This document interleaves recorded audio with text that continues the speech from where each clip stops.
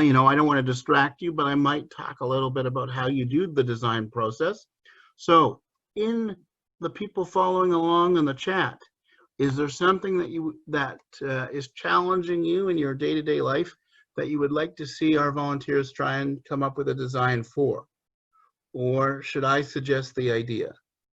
Please let me know.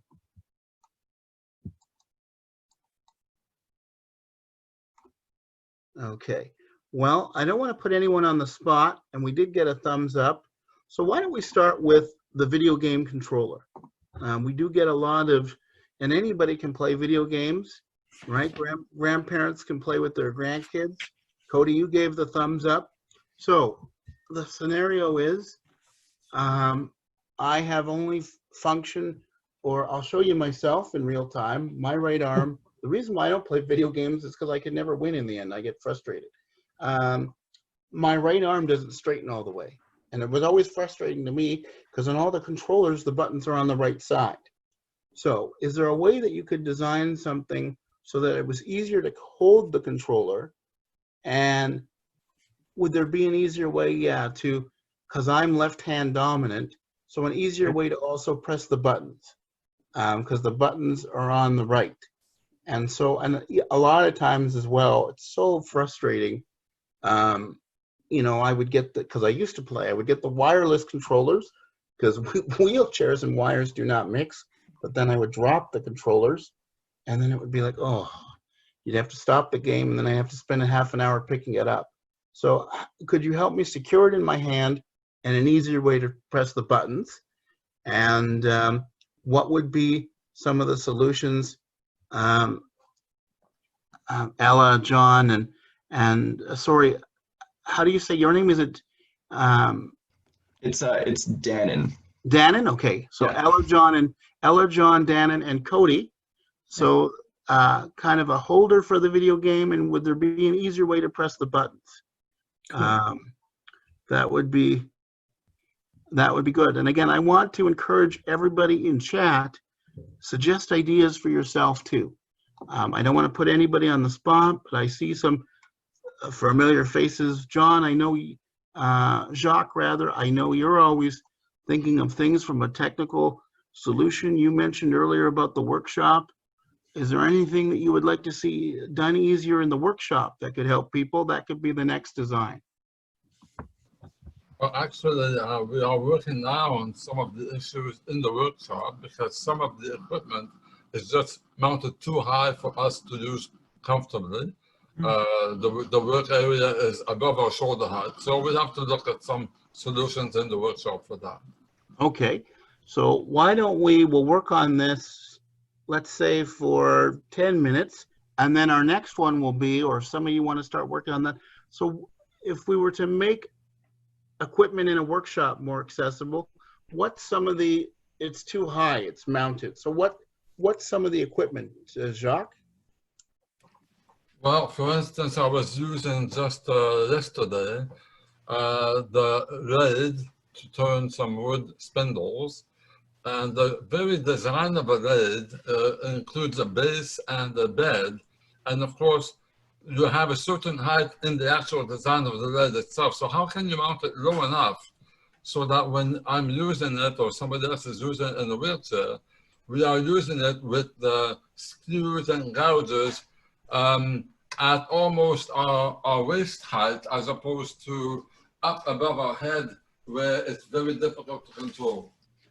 Right. And what I know about you, Jacques, you're a very outgoing guy. You have pretty good, strong upper body.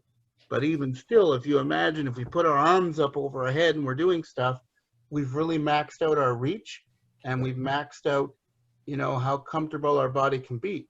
So yeah, but worse than that, Eric, we've maxed out our secure spot. The safety in the workshop is very important. Absolutely. And if you are not in complete control of your movements, there's always a danger that an accident can happen. So it's more than just convenience. Yes, well, absolutely.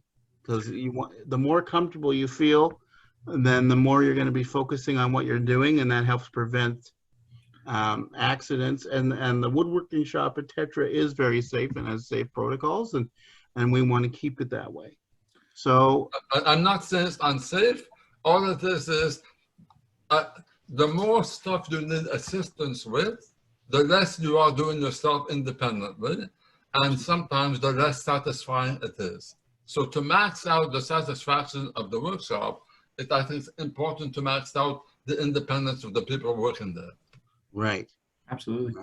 Jacques, were you talking about a lathe? Was that the tool that you had mentioned originally? Yes, it is, yes. It's a small wood lathe that we use, for example, to turn pens or to make small. I mean, the bed probably has about a 6-inch throat, that's it. So it's for small things.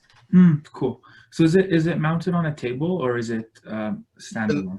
In fact, it's mounted on a Lee-Valley tool table that goes up and down. But even at its lowest height, it's too high because once you have the table height and the lathe mounted on top, now the bed is probably 10 inches above the height of the table. That makes sense. Is there any way of raising yourself with like some sort of ramp or platform? There would be normally, you can always make a ramp and a platform, but the workshop is so small that in order to have a ramp high enough, which is probably about 10 inches, well, if you use the normal height, the normal ratio of 1 to 12 for the ramp, your ramp to the platform would be so long that it would cut out the use of probably 3 other devices in the workshop. That makes sense. That's frustrating.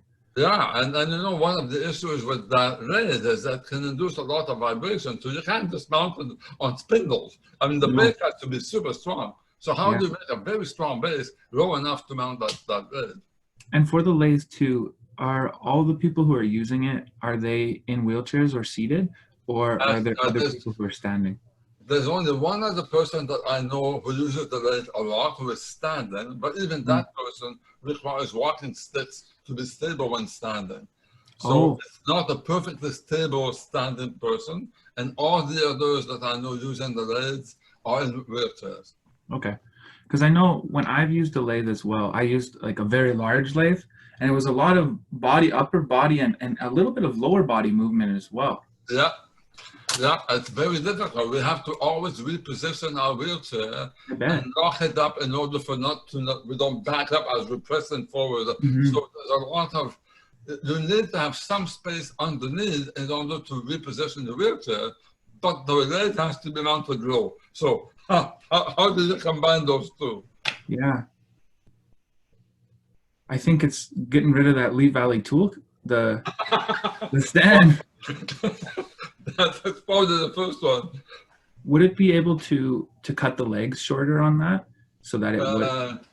The Lee Valley tool, the raised and lower one, has square steel legs that basically are one inside the other.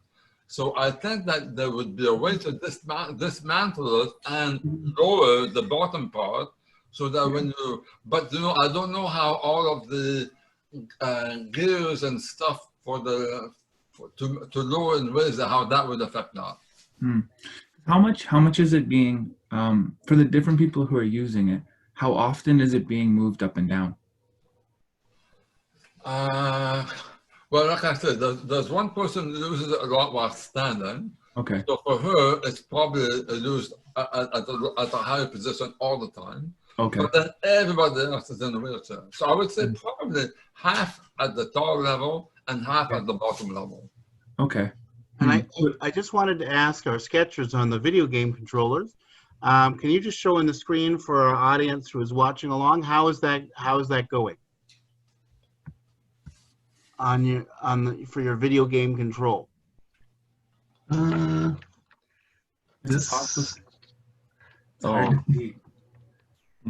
Yeah, maybe I should use a pen. Yeah, I was gonna do digital sketching and share my screen, but sure. So, because I know you've also been talking to Jacques, which is great, but I just want to try and keep everybody on the stream involved. So have you had a chance? So Cody, are you doing the video game one at all? I'm thinking. Okay. I don't have much sketches. The one that I was actually wondering about it. I wonder if anybody has ever seen the adaptive controllers released by Xbox.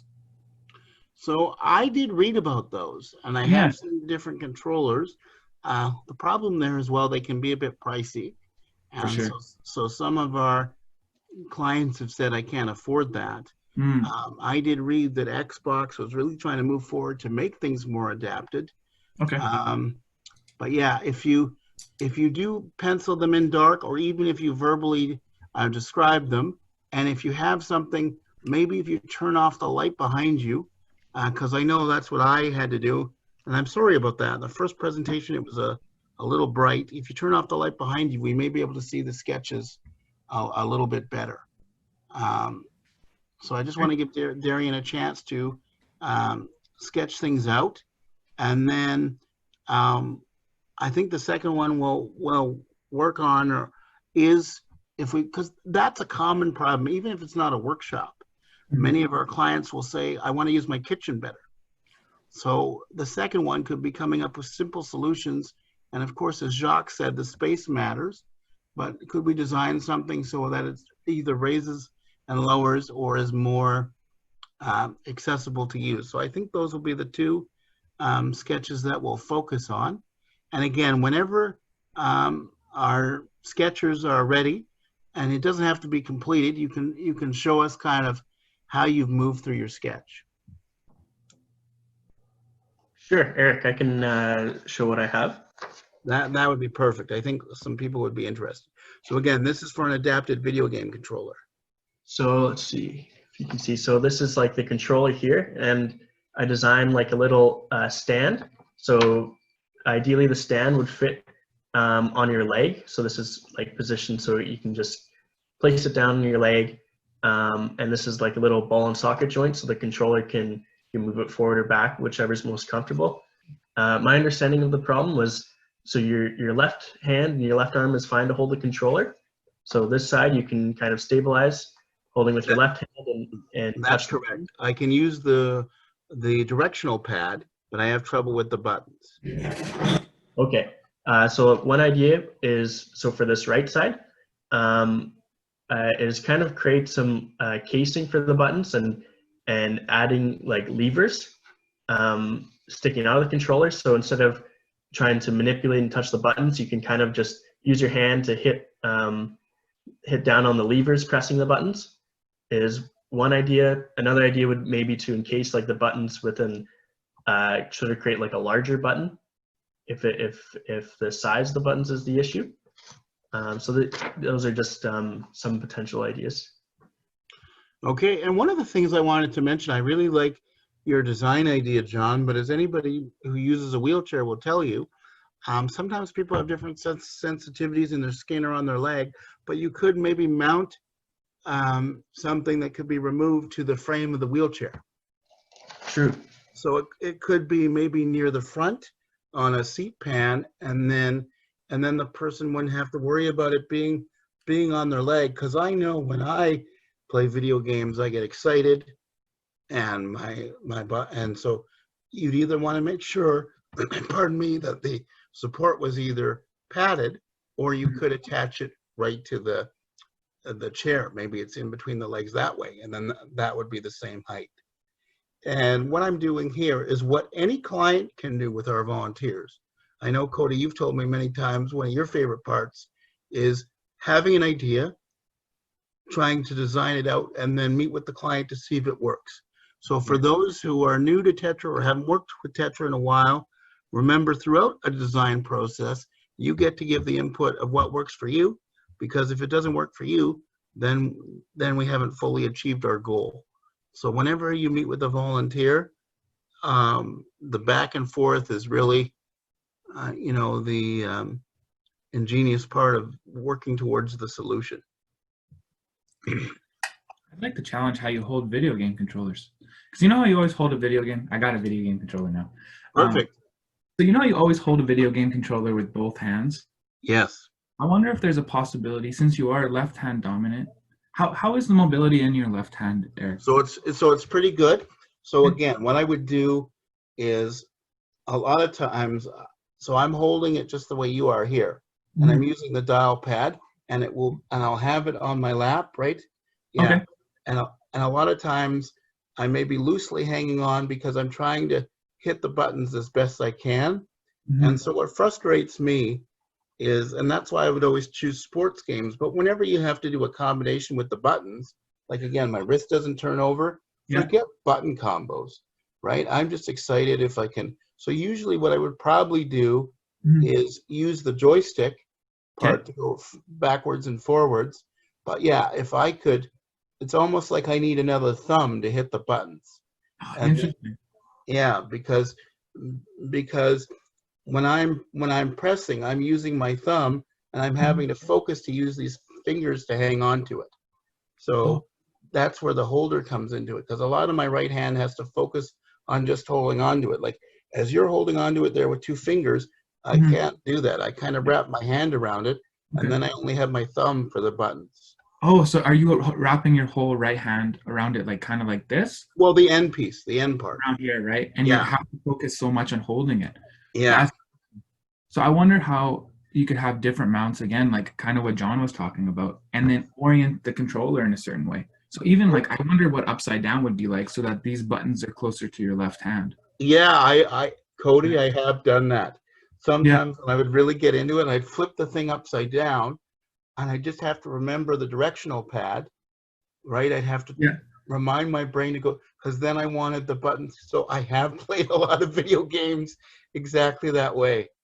And I even wonder what it would be like if you could mount, the controller in a certain way. And this is where I'm going now. I need somebody who knows more about electronics than me. If you could code to make another button, maybe on the right-hand side, that could just do something. So then you could have this mounted on your left-hand side, and your left hand is controlling the buttons on the controller, and maybe you have like one larger button or two larger buttons on your right side. I think. Well, again, Team Enable's kind of tackled this problem a little bit. How did you guys work on that as a team for the client you made it for? Yeah, sure. I can jump in here. So I guess I worked on the Xbox controller, and what we did is we actually opened up the controller and got at the electronics. And so what we did is we basically created like new buttons by just attaching them to the same points that the original buttons were connected to on the electronic board. And then we physically moved them to like the area on the controller that the client could actually access. So our specific client couldn't reach the inner parts of the controller. So we had to move the buttons kind of more like onto the edges, or and he also like wasn't strong enough to press the buttons that were on the controller. So we had to find buttons that we could that were small enough to relocate on the existing controller and make them weak enough for him to actually be able to press. So I guess like maybe you guys can you see? Yeah, there we go. Yeah. Okay, so like this is like kind of what my idea was, because you're left-handed. I mean, it's reversed in the camera, but like this is the left side. And what I thought is like we could rewire these buttons here to actually put new buttons along the side here that your left hand can access. And then so that's how I thought that we could use your left hand to basically be able to press these buttons over here. And then up top here, I have an idea where like this stand would be on the floor, and then the stand would come up, and using like the kind of the natural shape of the controller, that it would kind of, the controller will like slot into these side pieces and this middle part to kind of secure it in place while you were playing it. Oh, so that's interesting. So that would be at my height. And the other thing I noticed is, see, I didn't even realize that was a possibility. So that just shows you the skill set of the volunteers to rework and reconfigure the buttons. Because yeah, it's actually it's pretty interesting, because the Xbox controller, you actually have to buy special screwdrivers to get the screws out, because they don't really want you actually going into their controller and messing around with things. So we had to buy like a special set of screwdrivers just to get in at it. Yeah. So, but see, my mind was just thinking of how could I hold it and have access to the buttons on the actual controller. So this is a great way to show people the lengths volunteers will go to solve the problem. So this is great. And John and Ella, did you guys have any design you wanted to share? I don't want to leave any of our volunteers out. No, I think my designs were pretty similar in the sense of like, because I was thinking of more of the mechanical side because I wasn't so sure like whether we will get a chance to do like the electrical part, but like definitely what Denon said, like that's what I had in mind in the first place. Like if we were able to edit like the electronic parts of the controller for sure, I think that's the most effective way because you're not adding on more stuff to it. Mhm. But yeah, like the lever, like my idea was somewhat similar to John's, but like the lever basically goes under all the way so that maybe like your right hand will be on your lap when you're pressing the button instead of having your controller mount onto your lap. Since your left hand more dominant, your left hand will be able to hold the controller. But for the mount, like basically I was thinking of mounting it on the wheelchair. I don't know if you can see. Yeah, okay. So so it's on the chair and it kind of extends out. Can you cut that light a little bit? We might be able to see it better. There's a bit of a glare. I just want to make sure that's better. Okay. So um, so that's where we talked about fabricating something to the chair and then the controller attaches that way. Mm-hmm. Cool. So we've kind of heard three different solutions. Cody was thinking of a way to mount the controller so that I could use it as is, but maybe hold it differently. Darian's designed almost a separate controller that would be at my level and it stays in the controller. And then talked about reconfiguring the buttons for me on the controller. Mhm. And then Ella's just showed us maybe we could attach a piece onto the chair and change kind of the height of how I'm holding it. John, is there anything you wanted to add? No, I think these are all really interesting ideas. And so, and what I want to say to those watching is, again, this is an exchange of, this is how volunteers work on the project. That's really what I'm trying to show, is that it's an exchange of ideas that you, the client, can be a part of. So one of the things I do that you could tackle, as Jacques was saying, because I think this is relatable to people in their homes. So whether it's a workshop or a kitchen, people are they're in a wheelchair, sitting position, and what happens, is there a way that they could have better access to either a piece of equipment, like Jacques said, a lathe, but not everybody works around lathes. So why don't we say, you guys know about standard apartments in Vancouver, not necessarily the biggest. So if I was in a sitting position and I wasn't fortunate enough to have cupboards that I could get up underneath, but everybody wants to use that space, what would be your ideas for allowing somebody an additional height, either in their wheelchair that might help them, let's say, get to a cupboard or something, or in Jacques' scenario, be able to safely access equipment, because that was mentioned. And I think a lot of people who use a mobility aid, whether it's a walker, wheelchair, or scooter, think, oh shoot, I wish I could reach higher. I wish I could get closer to that. So and definitely, again, I don't want to put anybody on the spot, but if you're watching along, this is your chance to say, yeah, that challenge is relatable to me. And, because your direct input could also help people come up with a design. Absolutely. A lot of times people in their own home have come up with ways of working around or things that they've created that's like, oh man, I would have never thought of that. But you've been living it for years and have all the experience, right? And that's the thing two things that I wanted to show here today is the passion and designability of you, the volunteers, and just to make sure everybody knows it's so client driven, right?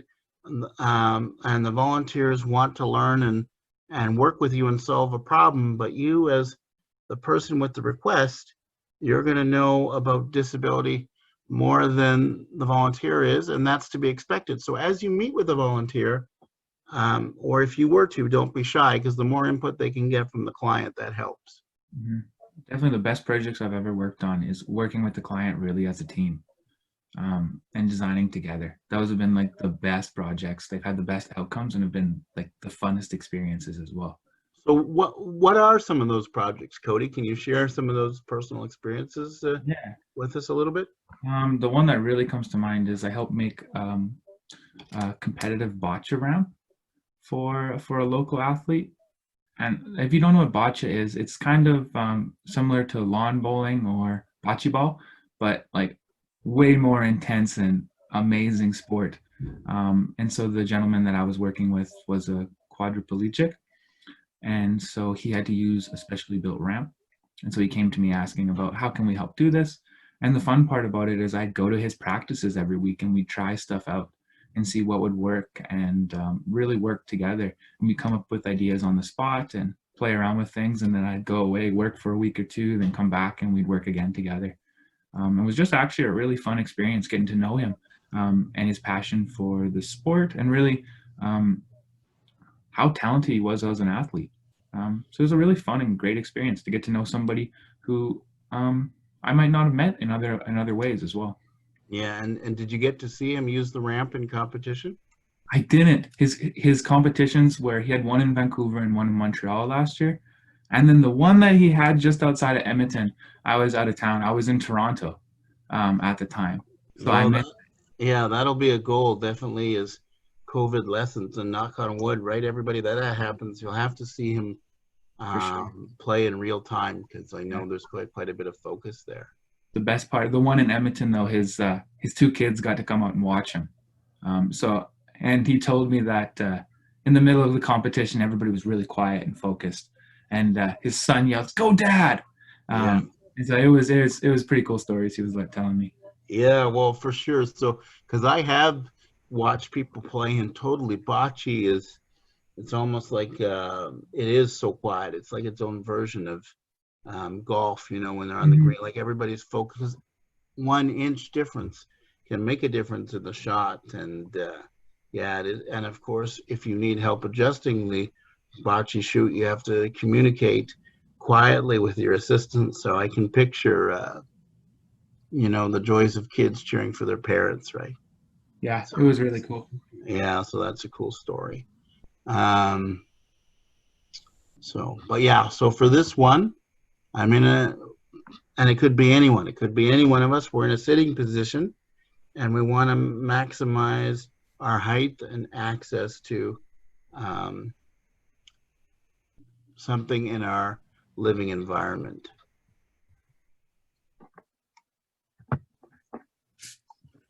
So, Team Enable, do you mind if I ask how many members do you have in the team right now, and are you accepting new members? We have approximately 10 members right now. It's kind of a unique situation because of COVID, whether or not we can take on new members right now, because we don't have any physical space like on campus to do any physical design or prototyping. So we're actually like talking with UBC, and UBC is going to provide us a COVID safety plan. And once we figure out how we can work on campus, if we can, then we'll be recruiting new members. Nice. And then, so this is also really how you guys might be working on projects in the meantime, is getting together like via Zoom and exchanging ideas and sketching things out. Would I be correct in assuming that? And then when you did have access to the equipment, then you build. But this is one part of the team that you could do safely in your own space, right? Right. And that's actually something I was going to ask you. I don't know if it's like one thing that we could do is we could do all like the software and online stuff. We could do modeling and design generation, just sketching on paper. But I don't know if it's unfair to a client and say like we take on a project, but then we can't do any physical building until maybe January Well, what happens is we can give it to other volunteers in the chapter. So if you did the design, like for a lot of our volunteers, they have their own workshops. So if you did the design, then they could bring your design to the next level. But for lots of our volunteers, and especially when you're building something as an engineer, if you've been given a starting point, it can save you time and enable you to take it to a completed solution. So I definitely would be willing to work with you on that. Like for the hockey stick holder that you're working on, if you were able to design something and then we could give it to another volunteer to complete. That could still be very effective, I think. I think the really Okay. interesting too about living in this pandemic COVID world is that we're actually so much closer. Like I'm talking to you guys, and a lot of you guys are in faraway places in Canada, but it's easy to work together right now. So I think that's another opportunity as well. Jacques, you saw my motorcycle poster?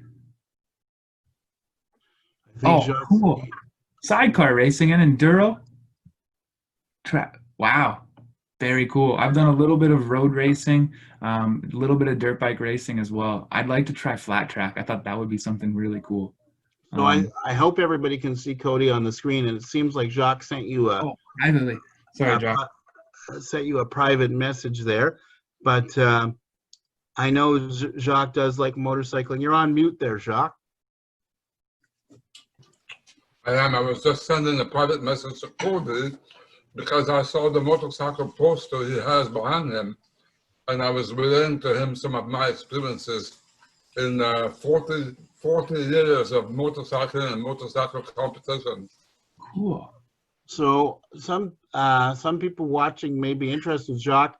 How do you get on a motorcycle, and are you still riding today? Well, I cannot ride because, of course, as a paraplegic, I don't have the use of my legs. Yeah. I did at one point consider trying out those new three-wheelers from Bombardier or Polaris, but really it came down to this. I'm worried that I will like it too much, in which case it will be very expensive to get back into the game. So Yeah. I'd rather not try it. Cool. So what was your favorite type of racing? Well, I had two favorite ones. One was the road racing, and the other one was the observed trials. Cool. What is observed trials? What's different between normal trials riding? Okay, so you may have seen some people doing on ultralight motorcycles, Yep. 250 to 350. The goal is to climb over obstacles without putting your foot down. You have to be able to go backwards. You have to be able to flip the bike 180 degrees. So it's a lot of very, very fine, slow speed balance control. It's a very different kind of competition to any of the other motorcycle competitions, all of which really involve speed. Trials does not. That's really cool. I've seen some trial stuff, and yeah, it's just amazing. They definitely have the best motorcycle control out of anybody. Yeah. So I was number 3 in Canada for road racing and for trials in that category when I was competing. When's the last time you've been on a bike, Jacques? Well, about a split second before I became a paraplegic. Yeah, which was how many years ago? Back in 2007, I was riding along with some friends on a country road outside of New York. I was working in New York at the time at the UN, and some friend had moved to Massachusetts and wanted us to see the roads around his place. So about 10 of us drove up from New York on a nice, easy ride during the middle of a heat wave, and I passed out from the heat while on my bike. No way. Yeah. Oh man. So fortunately, I was not carrying a passenger. I'm the only person who got hurt, but I was in a coma for 11 days. I was submarine under a highway corrugated steel barrier and took out the post of my back. So that was the end of that. So I have not been on a motorcycle since then. I love motorcycles. I still recognize them by their sound. I watch the MotoGP races all the time. So, oh yeah, I'm really, yeah. I'm glad I love for the sport. there's a guy in town here who has it's probably a mid-70s Suzuki, like one of the GS bikes. Oh, yeah. And he's a paraplegic as well, and he has a sidecar that he built himself that his wheelchair rolls into, and he's got a separate set of handlebars on there. Yeah, I've seen that. And I rode a sidecar for years. I mean, I had a sidecar for street use when I lived in Yellowknife. it was one of the only bicycles to take out on the boonies and explore around Little Knife. So I used that for a long time. That was before my accident. But one of the things to take out of this for everyone is that the people you will meet when you're doing your projects all have their own stories and all have interesting stories and all have their own individual specialization that they, and when I say specialization, I don't mean that, for example, I used to race motorcycles, I was a kind of a specialist in that, but I'm also a lawyer. So, and some people will be engineers, some other people will have been, I don't know, iron workers, whatever it is. And you will learn so much just from the personal exchange with these people on a one-to-one, all kinds of stuff you would never knew existed. So it's fun that way. Well, everybody, and for those who don't know, I should say Jacques is a board member of Tetra. He's on the Tetra board, and since his accident, he has fully embraced trying to improve the life of those with disability and be an advocate for what's possible. And definitely every Tetra device has a story. And as a volunteer, you're really through a device, you can help somebody, be independent or be who they want to be, or help them tell their own story on their daily journey. So, on that note, how is the design of our second concept to be able to reach something or gain height to reach something? Darian, do you mind if I ask you to show your design concept? Yeah, sure. So I kind of went. I kind of wanted. Right now I'm taking a course where I'm learning about like different sort of like pulley systems and things. So I kind of went overboard, but I kind of came up with something that looks like this. It's like fairly really complex, but down here there's supposed to be like a mount to the wheelchair arm, and then there's these two rotation things where you can like rotate a gear that moves this is supposed to be kind of like a rack and pinion where that moves this transmits like the rotation of this gear into kind of like a change in height of this like metal bar here. And then so there's one guy that does that, and then near like up here there's this attachment that has another same mechanism, but now it's horizontal. So and then you rotate this, and then through a pulley it'll turn this gear up here, which will move this guy in and out. So in this way you can kind of like position your claw here over top of like what you're trying to get out of a cupboard. And then I guess the idea is that there's this little cable that connects the two sides of the claw here, and then that cable will come and be maybe in your other hand, and then you can press this little trigger that tightens the cable and will close the claw around what you're trying to pick up. So, and how much force do you think it would take to use that system or press those buttons? Because for a lot of our clients, sometimes push strength is an issue. But, for a volunteer, what happens is they will come up with different ideas, and then the client can always help drill down the ideas. Yeah. So I see how the claw works, and I like the gears. And so are you picturing the person then would wheel up to said apparatus? Right. So yeah. So like if it's like a cabinet or something, or like a cupboard they're trying to get into, then they would like wheel up to maybe like the counter that has the cupboard above it, and then they would here, I'll show them. They would like turn this, and so I guess the idea behind these is that you can make this arm, this extension here longer, and the longer you make it, the easier it will be to rotate this system here, this gear. So if you make it fairly long, or like I guess we could like work with the client to figure out how long this would have to be and make it work with all the dimensions of their wheelchair to actually allow it to like basically multiply up their strength to be able to rotate this system here. And then so they would go up to the counter. rotate this to move it up, and then rotate this to move it into position over the object they're trying to pick up. Okay. Yeah, maybe you could, Fairly complex. Sorry, go ahead, John. you could maybe even automate it and just so just have like a couple buttons on a controller. Yeah. Well, that's a good idea. Yeah, definitely. Yeah, totally. That would be a good idea too. Make it kind of like a robot arm. iPad. Yeah. So, and again, right? These are, real-time concepts. We could kind of drill them down. Ella, what would be your design idea for that challenge?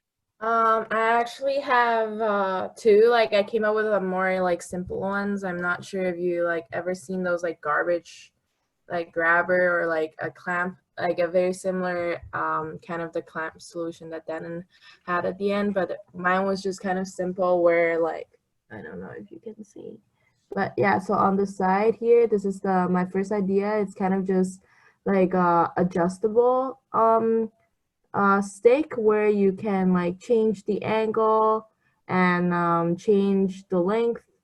And then my idea is that, so over here, over here, I have like a camera like right in the middle of the clamp, so that I'm thinking that maybe there can be like a screen mounted on your wheelchair so that you can see exactly where you're going and you're not knocking off something,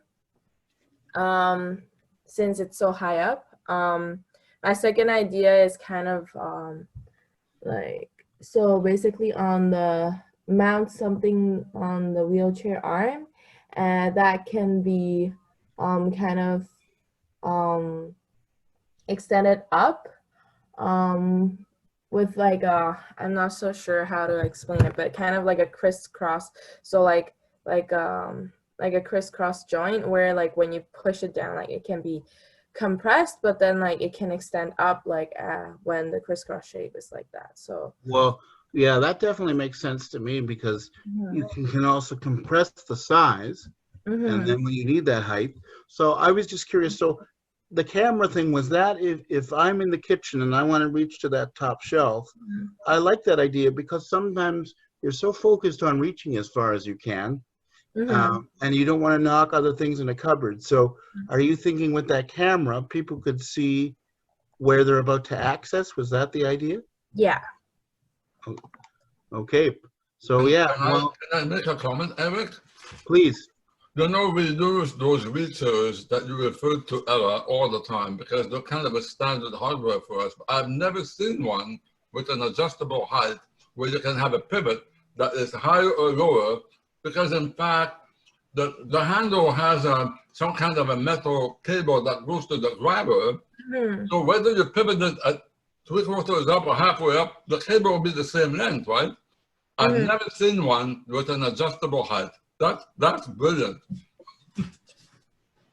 Yeah, I think we can like adapt with like Denon's idea with the cable for sure. Like I feel like things can be done. That's kind of weird though. Now that you said it, yeah, like, but I think it can be done. Well, that's why we need you, the engineers, because as Jacques will tell you, I have a reacher. I think so many people with the mobility challenge have a reacher, but what happens is the people making them don't have a disability, so they mass produce them. And it's a quick, easy thing to make the same thing over and over again. But of course, as individuals, we might need different adaptations. We have 10 minutes left in this session, so I just wanted to ask John, you've kind of contributed, but did you want to show your design for this? Sure. So I quickly brainstormed and thought, I thought of like making some arm, but I also thought, so if the difficulty is reaching high cupboards, what if you just adapted the cupboards? So I have a couple design ideas. The first one is like for an attic, you pull down a lever and the kind of the stairs come down, but if you design sort of your cupboards, so you just need to pull it or maybe press a button, and so the cupboard shelves actually come down to your level is one idea. And then another idea is making, I had a little fun with this, is just making some sort of cupboards that rotate it on kind of like a Ferris wheel, like a modified Ferris wheel. Maybe this half is what you see, and so you can just you can press a button and these continue to move up and down until you reach what the cupboard that the shelf that has what you want is at your level, and then you can take what you want and put it away. And this might actually like improve storage of things if you just have like a couple of these. And yeah, so I didn't come up with like an idea that's universal, but I thought maybe if you modified the cupboards in your house. That reminds me of like the parking garages in Japan. The cars go up and, you know. Yeah, a lot of Japanese apartments are really like super adapted for tight quarters and small spaces. Yeah, for sure. I like the cupboards quite a bit. I'm playing with that, playing with how cupboards actually open. That's really interesting. I have in my place cupboards that come down on a kind of a parallelogram system, so that as you, and it's electric, so the cupboard just goes down to the counter or up again. So, but those are super expensive. I was lucky; I was covered by Ontario Insurance when I had my accident, so they paid for everything. But you know, there has to be some kind of a simpler way to make. I've seen those mechanical hand crank as well, the same idea. So there's a number of things out there that already exist that could be useful. But of course, it depends, as Eric says, on each person's individual ability, whether or not that will work. And that's where I think the big benefit from you guys is that, yeah, you can buy stuff offhand, but will it work? But Yes, well, I want to just thank all of you. I want to thank all members of Team Enable. And what year are you guys in? Just out of curiosity for those who might be interested, what year are you in at UBC, the three of you? I finished 3rd year. So you have one more year to go? Yeah, but I'm in co-op right now, so technically 2. Cool. Where are you doing your co-op term with, if you don't mind me asking? Yeah, no worries. I'm actually working with Texa. So it's a startup company by Dr. Payman, a professor at UBC, and they are working on smart apparel. So they are actually working on the rehab kind of side as well. Like, so what they want to do is they have like an apparel that has a bunch of sensors on it, and combine that with gaming and to improve, to help like patients to do their exercises, as well as measuring like a lot of data from them, like, so to make sure that they're on the right track. Yeah, so that's kind of, yeah. That's actually really useful. Sorry to cut everybody off. No. But that's actually, we did, one of the designers I work with did a project for people who were doing rehab for swallowing. And that's what they found was really useful, was be able to in real time send the data to their doctor instead of waiting like a whole month or so to see their doctor to realize that they were actually doing something wrong. Really cool. That sounds awesome. I hope it's a really good experience for you. Yeah, I just started, so I'm excited to see where this goes. You guys, I'm so inspired by your creativity and your passion, and it's great to meet some new faces, and I could talk to you all, continue to talk to you all day, but we have an upcoming session from our regional coordinator, Nicole Yamchuk, who, Cody, you work with on a regular basis, and you know how driven Nicole is. So I do want to make time for her to get ready for that session, her about how to start a chapter. And that really, I think that's a good follow-up to this, because you've gotten to meet engineers, and of course Tetra, as a society, we're trying to get chapters in all areas so people can be helped by volunteers and engineers like you.